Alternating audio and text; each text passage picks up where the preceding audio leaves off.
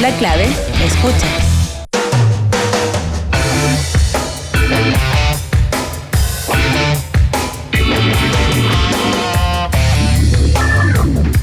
Almuerzo de negocios, el ambiente perfecto para disfrutar un break de su trabajo y degustar de una exquisita oferta gastronómica es en el restaurante El Cid del Hotel Sheraton Santiago, de lunes a viernes de 12:30 a 15:30 horas. Reservas al 222-335.000 o en sheraton.com/Santiago. Batería Hankook tiene lo mejor de la tecnología coreana, 100% libre de mantención y la mayor cobertura de garantía en el mercado, con una calidad superior y un rendimiento excepcional. Batería Hankook es su punto de partida. Busque los puntos de venta en bateriahankook.cl. Pensando en viajar, ya tiene su boleto y hotel. No olvide su asistencia en viaje tranquilo, viaje seguro con el 2x1 de Asiscard y lleve su asistencia por días o anualmente. Los puede llamar al 22-756-1059, visitarlos en www.asiscard.com, también en aeropuertos o agencias de viaje. Viaje siempre protegido por Asiscard. Estamos de vuelta. Y tenemos nuestra última entrevista de hoy, Pedro Pablo Vergara, vicepresidente del Colegio de Abogados. ¿Cómo estás, Pedro Pablo? Bien. Bienvenido. Acércate al micrófono ahí para que no... Me acerco. Ahí. ¿Ahí está bien? Ahí está perfecto. Buenos días nuevamente. Bueno, los abogados cada cierto tiempo aparecen y se ponen de moda, pero se ponen de moda de dos formas que son distintas. Una, individualmente, cuando tienen un caso y son perseguidos porque adquieren un caso muy connotado, entonces hay una nube de periodistas detrás de ellos y ellos tienen ahí la forma de poder materializar la comunicación respecto de su caso. Y otra es cuando ocurren cosas que afectan a la organización de los abogados, ya sea al Colegio de Abogados o a la Asociación de Magistrados o a las Cortes Supremas o a las instituciones. Y ese es el tema que nos gustaría tocar con Pedro Pablo Vergara. ¿Qué tanto impactó, qué tanto llegó lo que ocurrió tanto para el nombramiento fallido de Dobra Lucic como para lo que está ocurriendo en Rancagua y también lo del Ministerio Público, sin duda? A ver, tal como decía, los abogados se ponen de moda, a veces por los casos, a veces por las situaciones. Hoy día yo diría que estamos más bien de moda por las situaciones. Y yo diría que lo más grave de todo ha sido el tema de Rancagua, que entiendo que por lo demás va a tener un principio de desenlace esta semana, o día de que la investigación interna que está haciendo la Corte Suprema va a terminar esta semana. Probablemente entonces se dicte alguna resolución. Y eso ha sido un tema demasiado trascendente, demasiado grave para los abogados, porque como ya lo hemos dicho desde el colegio, y me ha tocado a mí decirlo en otras partes porque ya lo dije, los abogados estamos de moda, esto impacta directamente hacia la función que cumplen los abogados, que es obtener del tribunal que imparta justicia. Si un tribunal no está impartiendo justicia, sino que está de alguna manera colocando en el comercio sus decisiones, bueno, no hay justicia y los abogados ahí no tendríamos nada que hacer. Ahora, Pedro Pablo, si es que eso se acrecentara, aunque fuera en parte, por parte de la Corte Suprema en esta investigación, ¿podría haber una solicitud masiva de revisión de casos donde tú tengas casos fallados que eventualmente alguien diga, momentito, a ver, a raíz de lo que están diciendo yo quiero que se revise mi caso? A ver, en eso hay que aplicar la ley. Y la ley en eso distingue lo que son los casos civiles de los casos penales. Sí. Y el tema no es nada de simple. En materia civil se puede pedir la revisión de los casos por causales específicas del recurso de revisión hasta un año después. O sea, eso podría ocurrir, pero con sentencias dictadas dentro del año. En materia penal no hay plazo. No importando que aparezca una información tan brutal como, qué sé yo, el caso estaba comprado, digamos. Es que es la ley. A ver, es que ahí hay otro tema que también lo hemos hecho presente desde el colegio. La seguridad jurídica, la certeza. Es preferible que haya certeza, aunque sea injusta, a que todo sea revisable toda la vida. Eso sería terrible. Si tú obtienes una sentencia definitiva y conforme a eso te vas a comportar, porque, en fin, eres dueño de una propiedad, entonces como eres dueño de una propiedad y así quedó resuelto jurídicamente, dispones de ella, las reglas, gastas dinero, lo que sea. Bueno, pero ¿y si eso alguien lo puede revisar en 3 años más, 4 años más? Entonces, ¿en qué queda? No, la seguridad, la certeza jurídica es un bien jurídico superior. Así que dejémoslo ahí, porque siempre va a poder haber, siempre alguien va a reclamar de que su caso fue injusto. Entonces, es preferible que haya un plazo. Ahora, en materia en lo civil es un penal, año. en En lo lo penal no hay plazo. Pero igual hay condiciones. Las causales son específicas. Sí. No me las sé de memoria, pero que los testigos sean falsos, que haya cohecho, que haya jueces inhabilitados, que sería el caso, ¿no? Sí, claro. Pero tiene que haber otra razón, otro requisito más, que es bien complejo. La causa no tiene que haber sido resuelta por la Corte Suprema. Si ya fue resuelta por la Corte Suprema, por cualquier razón, si ya pasó por ahí, no hay recurso de revisión. Y nuevamente, creo que eso está bien porque le da certeza a las decisiones judiciales. La justicia no es perfecta, si es una justicia de seres humanos nomás. Por lo tanto, es lo mejor que tenemos, pero no es perfecto. Y no tratemos de hacerlo perfecto porque no lo vamos a conseguir. No, estoy de acuerdo, pero 100% contigo. El único punto es que pienso en aquella persona que está privado de libertad porque le tocó estar en el lado equivocado del fallo, y eventualmente no tiene forma de buscar una situación alternativa porque la certeza jurídica obliga, digamos. A ver, pero lo que estoy diciendo es finalmente el principio. Sí. Pero si es una cosa así como la que me está señalando, lo más probable es que haya posibilidades de una revisión a través del recurso de revisión. Yo me acuerdo, te lo planteaba porque yo me acuerdo, yo estaba en Estados Unidos también en esa época, cuando empieza a existir estas organizaciones que usan el ADN para revisar, ¿te acuerdas tú?, a las personas que estaban y se han obtenido revisiones judiciales por esa salvajes, personas que estaban condenadas a muerte en ese así momento. Es, y está perfecto que así sea, y el sistema lo permite. Sí, lo que yo estoy diciendo es un principio para que no nos olvidemos de él nomás. Sí, no está bien. Pero no es que a una persona que claramente está injustamente condenada la vayamos a dejar presa. De hecho, en el sistema penal es mucho más amplio que en el sistema civil. En el sistema penal, si se modifica la ley, el reo, o sea, el que está preso, tiene derecho a pedir que la revisen su condena en función de la nueva ley. O sea, el tema en materia penal es bastante más amplio, menos restringido. Y por ende, lo más probable es que ese principio de la certeza jurídica, cuando se trate de una persona individual, ceda en favor de la persona que tiene derecho a obtener algo. Estamos conversando con Pedro Pablo Vergara, vicepresidente del Colegio de Abogados. Pedro Pablo, y desde el punto de vista institucional, ¿hay algún tipo de elección respecto de cómo está conformado la institucionalidad jurídica aquí que eventualmente pueda ser reestructurada y que haya de alguna manera dado pábulo para que justamente hayan pasado este tipo de cosas? Yo no me atrevería a usar la palabra reestructuración, pero sin duda es que hace mucho tiempo que se está hablando del sistema de nombramiento de los jueces. De hecho, antes de que pasara esto, el Ministerio de Justicia convocó a un panel en el que participó el Colegio de Abogados para analizar la reforma al sistema de nombramiento de los jueces. Yo diría que el tema va por ahí. Es importante mantener eso en revisión, pero tengamos presente que va a haber que mantenerlo, o sea, siempre ha sido así, y va a haber que mantenerlo en revisión siempre, porque el mundo va cambiando y va cambiando muy aceleradamente, cada vez más, y por lo tanto, cosas que sirvieron muy bien durante un número de años, de repente dejan de servir, y por lo tanto, eso es algo que debe estar en permanente revisión. Hoy día estamos viendo de que todo el mundo está diciendo, oye, este sistema en que del cuoteo para la designación de los ministros de la Corte Suprema es muy malo.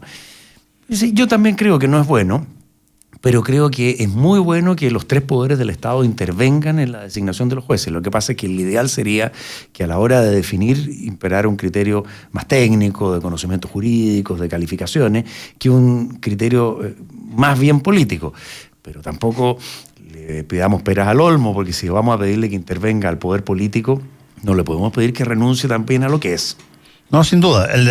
¿Cuál podrían ser, por ejemplo, algunas variables que introduzcan competencias técnicas específicas en la forma de escoger jueces hoy? Mira cómo se está haciendo en casi todas las cosas, ver sus calificaciones, ver los cursos que ha hecho, los títulos que tiene, que un panel técnico analice lo que han sido sus decisiones, las resoluciones que le ha tocado pronunciar, en fin, hay un sinnúmero de cosas, los cursos que ha impartido, los cursos que ha recibido. Y se nos pueden ocurrir muchas cosas más si nos ponemos a pensar en una mesa así como esta, pero nos ponemos a pensar solo en eso. Porque ahora yo llevo pensando, siempre en juicio de que repito lo que ya se ha dicho, eso es un tema que da para pensarlo mucho. Y como eso pueden haber más cosas todavía que sería ideal que las pensáramos. Sí, yo lo planteaba esto, Pedro Pablo, porque cuando el ministro Hernán Larraín plantea esto del neteo, a la llegada del gobierno del neteo de jueces, que es el turno del neteo de jueces, pienso que él lo que básicamente señala es: vamos a seguir con el mismo sistema, solo que ahora el sistema va a beneficiar a este otro tipo de jueces. A ver, yo creo que eso fueron de repente cosas un poco descontextualizadas. Esto del neteo lo encuentro, es una cosa sumamente relativa. En general, los jueces son personas muy calladas, muy discretas. Es muy difícil encasillar a los jueces en una posición política. Y por lo tanto, cuando se habla de este es mío, este de acá o de allá, yo creo que esas son cosas muy relativas.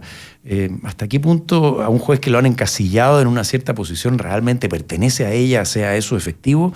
Lo pongo muy en duda. Bueno, así que la cosa es bastante vaga. Bueno, pero hay algunas formas en que eso se ha hecho, incluso le hicieron preguntas respecto a eso a Dobra Luksic. Por ejemplo, su manera de enfrentar determinado tipo de casos. Las ISAPRES, por ejemplo, fue un caso. La contumacia en mantener un tipo de fallo respecto de una determinada industria o determinado tema, que son cosas que eventualmente uno buscaría para ver si es que existe algún grado de sesgo ahí. A ver, como la política en general es el arte de gobernar los pueblos, cuando estamos hablando, por lo tanto, de cualquier cosa que incida en el funcionamiento de una sociedad, estamos hablando de política.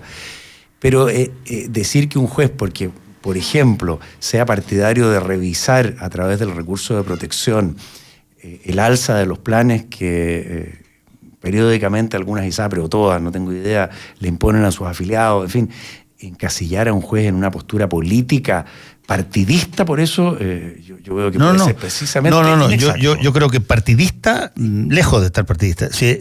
Una de las cosas... Es su modo de pensar. Claro, una de las cosas, Pedro Pablo, hábil que se ha hecho en Chile es que tú puedes seleccionar a personas de acuerdo a su tendencia sin necesidad de encasillarlo en ningún partido. Tú dices, mira, hemos inventado cosas que además no tienen sentido lógico, como esto de ser centro-derecha o centro-izquierda, digamos. En vez de ser de izquierda moderada o de derecha moderada, digamos. Hay que meterle la palabra centro para que parezca que es menos duro. Pero eso es algo que uno lo ha funcionado, eso. Pero en el caso de la elección de personas, siendo incluso los casos en Chile, casos que en general, particularmente en lo penal, no tienen lógica de precedente como en lo anglosajona, uno puede ver cómo cada uno se pronuncia respecto a su caso particular. Sin lugar a duda, preguntarle a un juez cómo ha resuelto casos que sean fácilmente comparables unos con otros permite más o menos saber cuál es la guía central o la guía más básica de pensamiento de una persona, y eso es perfectamente válido, y yo creo que eso está bien que se haga. Y de hecho, una de las cosas que oí de la prensa, y que es una de las cosas que me gusta de la prensa actual, digo actual de hace muchos años, pero que se cuestiona las cosas, es por qué cuando fue al Senado a esa entrevista, no le preguntaron más cosas como esas sobre su modo de pensar respecto de cuestiones relevantes. Hemos oído en la Corte Suprema de Estados Unidos que al postulante a la Corte Suprema le preguntan de todo, de su vida personal. Y eso, bueno, está bien porque permite saber quién va a ser la persona que administre justicia sin que por eso podamos encasillarlo, como dije antes, partidistamente, pero sí lo podemos ubicar en una cierta tendencia. Bueno, y eso está perfectamente bien. Y que esa tendencia a uno les va a parecer de izquierda, a otros de derecha, a otros de centro, eso también va a ser algo relativo, pero lo importante es que va a ser una decisión informada. Y por lo tanto, cuando elijan a ese juez para que sea ministro de la Suprema, bueno, razonablemente el que votó por ella va a decir, sí, a mí me gusta una persona que, en fin, sea dúctil para revisar todas las cuestiones que se refieren a la salud de las personas. Eso yo lo encuentro que es algo demasiado importante y por lo tanto necesito un juez que tenga un criterio muy amplio en esa materia. Bien, porque puede haber jueces que legítimamente digan, mire, ¿sabe qué más? Esto aquí es un contrato y yo me tengo que fijar en el contrato y si usted lo firmó lo lamento. Y otros que digan, no, mire, esto excede a eso del contrato porque es un problema finalmente de la sociedad completa, la salud pública. Estoy dando un ejemplo. ¿Y qué tanto, Pedro Pablo, ahí no ¿Tiene algo que decir aquí el Colegio de Abogados? El Colegio de Porque Abogados... el Colegio de Abogados en gran medida, no sé si que, bueno, también debe tener incorporados jueces, me imagino. A ver, de hecho, siendo presidente don Sergio Muñoz, él fue públicamente a colegiarse. Don Haroldo Brito, cuando ascendió a la presidencia, también fue a colegiarse en una ceremonia pública. Tenemos pocos jueces colegiados, porque en general los jueces, por alguna razón que no conozco bien, han sido reacios a eso. Pero debido al importante rol ético que cumple el Colegio de Abogados, los dos últimos presidentes de la Corte han dicho: yo voy a colegiarme para dar un ejemplo de que los jueces deben estar colegiados a fin de estar regidos por el Código de Ética claramente y sujetos a la tuición ética de sus pares. Así que en eso es una cosa en que el colegio cumple un rol relevante. En segundo lugar, el Colegio de Abogados y en general los colegios profesionales son los que de alguna manera dictaminan, y eso es una cosa que va cambiando, las grandes tendencias de la profesión. Y eso lo deben hacer los colegios, lo deben hacer los gremios, porque no van a esperar que lo hagan ni las universidades, que están dispersas, ni menos las leyes, que siempre regulan algo que ya está ocurriendo y que simplemente lo que se hace es reglamentarlo. Así que en esa materia los colegios tienen un rol muy importante. Y una de las cosas que estamos promoviendo desde el colegio es que necesitamos que los abogados vuelvan a colegiarse. Hoy día la colegiatura no es obligatoria. A mí, en lo personal, me parece perfecto que la colegiatura no sea obligatoria. Yo creo que si alguien está ahí por simple obligación, no va a cumplir de la misma manera que si participa porque lo siente. Y por eso que tenemos que convencer a la gente de que, a todos los profesionales, de que formen parte de sus gremios, de modo de que esos gremios los representen. Los profesionales individualmente considerados no van a lograr nada de a 1, de a 2, de a 10. Si tienen un gremio que los representa, ojalá con entidad nacional, como es el Colegio de Abogados de Chile, somos pocos, pero es el Colegio de Abogados de Chile, bueno, naturalmente va a poder, no digo que imponer, pero dictar ciertas pautas y además interceder o interactuar con la autoridad. Sí. Y eso es lo más importante. De hecho, hoy, a las 6:30, en el Centro de Estudios Avanzados y Extensión de la Pontificia Universidad Católica de Valparaíso, en Santiago, está programado el único debate de las 4 listas que compiten por... Con un detalle, solo las candidatas mujeres. Sí. Es que eso es un tema sumamente importante. El Colegio de Abogados este año... ¿Y por qué debaten las mujeres nomás? Es que a iniciativa de las mujeres este año, el colegio modificó sus estatutos y por 2 periodos, por 2 elecciones, van a tener preferencia para ser elegidas consejeros el 40% de las elegidas. Cosa que para mí sorpresa, porque yo creí que tenía un punto de vista más moderno. Jorge Correa Sutil estuvo extraordinariamente en contra de eso. Jorge estuvo consistentemente en contra de eso porque dijo que se estaban alterando los principios democráticos. Y tenía muy buenas razones para hacerlo. Lo que pasa es que en eso yo debo confesar, soy un converso. Yo partí igual que Jorge, pero después de empezar a oír a las mujeres, particularmente en un congreso, en una actividad que hicieron ellos, en el Congreso Nacional, en el Salón Plenario lleno, y dijeron una serie de cosas que le encontré toda la razón. Una cosa que me dejó a mí, me dio vuelta. Me dijeron, mire, fíjense que cada vez que alguien quiere llenar el perfil de un cargo, para el Poder Judicial o para actividades que digan relación con la ley, siempre el que resulta elegido preferentemente es su nombre. ¿Y por qué? Porque la descripción del cargo la hizo un hombre. Obvio, si no, las mujeres no habían intervenido y por lo tanto no es que esté mal hecho, no es que haya sido crueldad de alguien, sino que no había mujeres y por lo tanto la descripción de los cargos, que están hechas desde antes, la hicieron hombres. ¿Qué hay que hacer para cambiar eso? Que las hagan también mujeres, pero ¿cómo hacemos si las mujeres, dados los sistemas que hay, no ingresan? Porque no quieren, porque no pueden, porque les cuesta, porque no existen los mecanismos para que, considerando los deberes que tienen las mujeres, puedan intervenir. Y por lo tanto yo creo que efectivamente, copio lo que alguien dijo, ya no me acuerdo, hay que empujar a las mujeres. Y eso es lo que hicimos, pues las empujamos. Y por eso que se aprobó que solamente para 2 elecciones es esto obligatorio. Porque, y así me lo dijeron las mujeres que estaban, las abogadas mujeres que estaban en esto, es que si en 2 elecciones esto no ha resultado, es que el problema era otro. Bueno, entonces, ¿por qué hoy día lo vamos a hacer solo con mujeres? Bueno, porque queremos destacar esto, porque queremos destacar de que es muy importante que el Colegio de Abogados esté muy bien representado a todos los abogados de Chile. ¿Y cómo tenemos que partir? Lo más fácil, bueno, traigamos a las mujeres que siendo la mayor cantidad de abogados que se están recibiendo mujeres, hay solo 30 y algo % de colegiados. Y en el Consejo todavía hay menos. Ahora, hay una cosa interesante de constatar. Estamos conversando con Pedro Pablo Vergara, vicepresidente del Colegio de Abogados, perdón. Y lo interesante de constatar es que hay 4 listas, pero las listas representan posiciones políticas bien definidas. Por lo menos hay una lista donde está los partidos de lo que se podría haber llamado la nueva mayoría, está los disidentes de eso, el DC, PPD Independiente, está el centro liberal, está la derecha. Por lo tanto, a nivel de abogados no hay dificultad para ubicarse políticamente. A nivel de jueces parece que sí.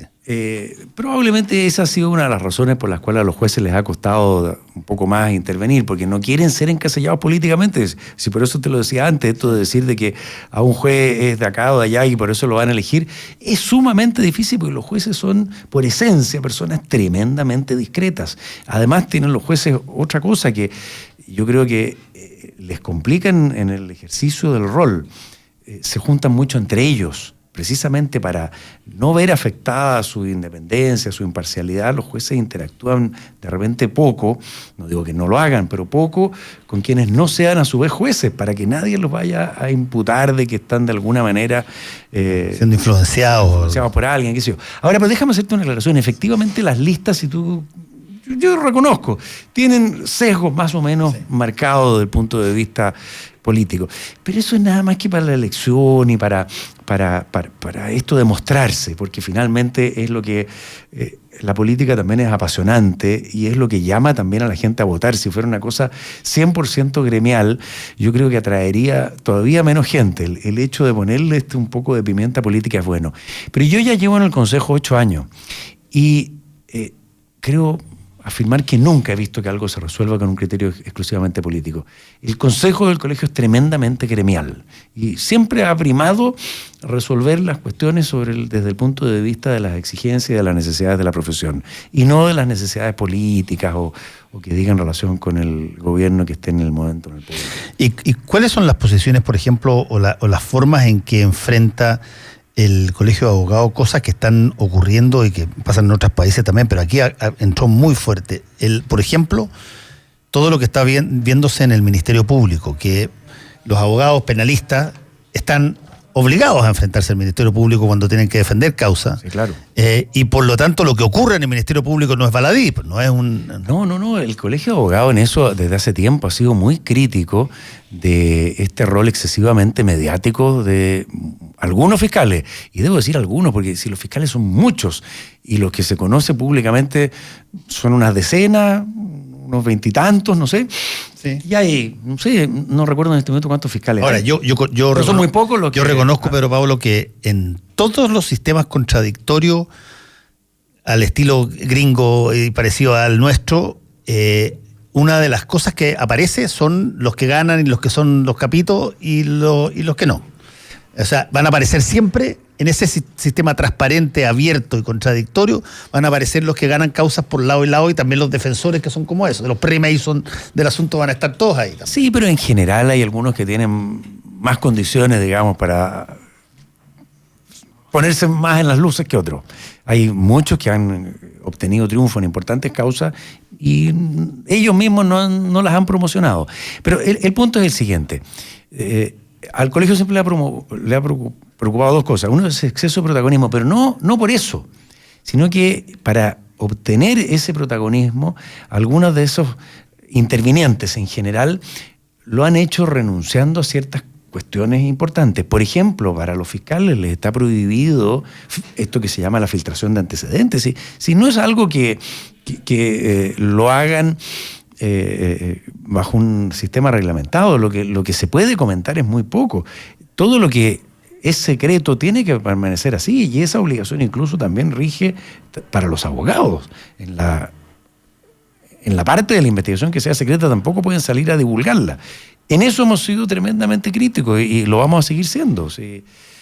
Ahora, reconociendo de que La libertad de prensa es una cosa esencial, eso sí. Quiero dejarlo desde luego porque yo no quiero que aparezca que alguien me diga, oiga, hay que impedir que los medios ejerzan su función. No.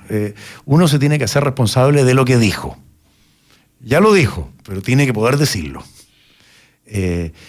Ahora, ¿qué es lo que queremos nosotros como colegio? Oiga, usted tiene ciertas normas éticas, tiene ciertos principios que están en la ley, otras que emanan de un modo general de comportarse, cúmpralas. Y será responsable si las incumple. ¿Qué tanto llegan quejas al Colegio de Abogados respecto al comportamiento ético de los abogados? Pocas. A ver, el Colegio de Abogados tiene una oficina de control ético, una oficina que se dedica a investigar todas las denuncias éticas que se hacen. Esa oficina tiene mucho trabajo, llegan muchísimas denuncias, pero llegan pocas denuncias que digan relación con cuestiones como las que estamos hablando, o sea, cuestiones puramente éticas. Lo que llega mucho es reclamos de personas, de clientes respecto de sus abogados, porque finalmente el abogado no cumplió el contrato. Claro, el incumplir un contrato es siempre también incumplir un deber ético, pero eso no es lo esencial. Causas propiamente éticas en que se discuta sobre cómo se comportó un abogado en un juicio, cómo se comportó respecto de una parte, respecto de, en fin, del rol que le correspondía, hay pocas, muy pocas, pero las ha habido y se han dictado sanciones, algunas de ellas graves, como la expulsión del colegio. No quiero dar casos, pero hace no mucho se expulsó del colegio a un abogado que para obtener procesamientos en materia penal hizo un escándalo público de una causa en que habían involucrados menores. Y entonces conmovió a la prensa y conmovió que mucha gente, en fin, interviniera en esa causa y sí, pues finalmente terminaron todos sobreseídos. Esa fue la del colegio... Un jardín infantil. Jardín infantil. Claro.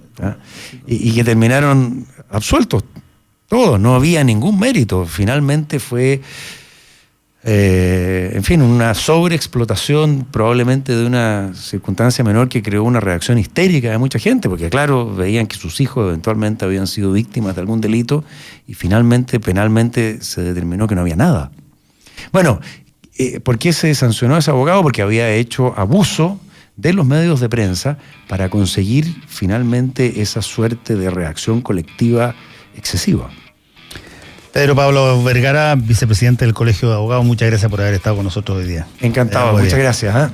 Almuerzo de negocios, el ambiente perfecto para disfrutar un break de su trabajo y degustar de una exquisita oferta gastronómica en el restaurante El Cid, de lunes a viernes de 12:30 a 15:30 horas. Reservas al 222-335.000 o en sheraton.com/Santiago. Nos vamos, chao. El secreto del éxito es vivir la vida. Batería Hankook, mucho más. Y compra ahora el 2x1 de Asiscard y viaja tranquilo. Presentaron Combinación Clave. Fueron 3 horas de información, realidad y debate junto a Fernando Paulsen y nuestros panelistas e invitados. Volvemos mañana con los temas que nos importan para seguir debatiendo y conversando. Combinación Clave. La clave me escucha. Nada